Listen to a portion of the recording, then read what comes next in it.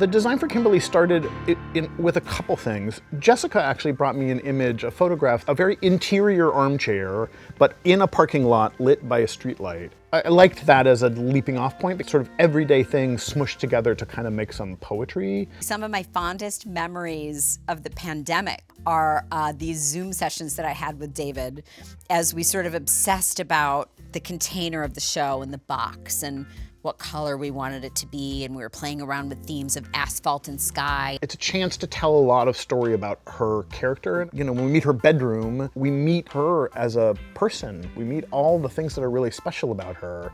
You know, getting the Beanie Baby collection that lives on top of her dresser that's off stage in the bed, and finding the quilt, and getting the Einstein bobblehead. Like, oh, look, which ice skaters would she love? And finding that vocabulary for her was really special. David ZINN's set is so beautiful. When you get like close in on some of those places, they are so photorealistic, and the way they pop with color. There's a bank of lockers on the set, and you don't ever see the insides of those lockers for very long, but if you do, and if you're looking, they're telling a really complete story about those kids. Those are your inner life when you're in high school. Working with our other designers, David ZINN on scenery and Jeanette on lighting, just to try to make sure that we could keep the intimacy of the show, both sonically and visually, so that people can really relate to the characters. Wish the happiest of 16th birthdays to Miss Kimberly Akimbo!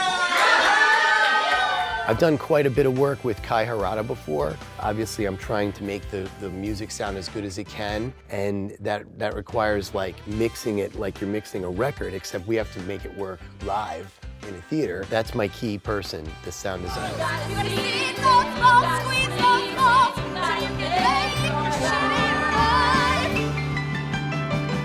One of the goals that I always have on a musical, regardless of its size, is to preserve the connection between the audience and the performers in a sonic way. I think there's a lot of people who are accustomed to seeing musicals where it just sounds like sound is coming out of speakers. I really want it to sound like that person over there on stage is singing. It's the same with the orchestra. You see the orchestra on the upstage platform, you can see them playing, and I want it to sound like it's coming from there. It just might be a little louder, but that's part of the challenge I have as a sound designer.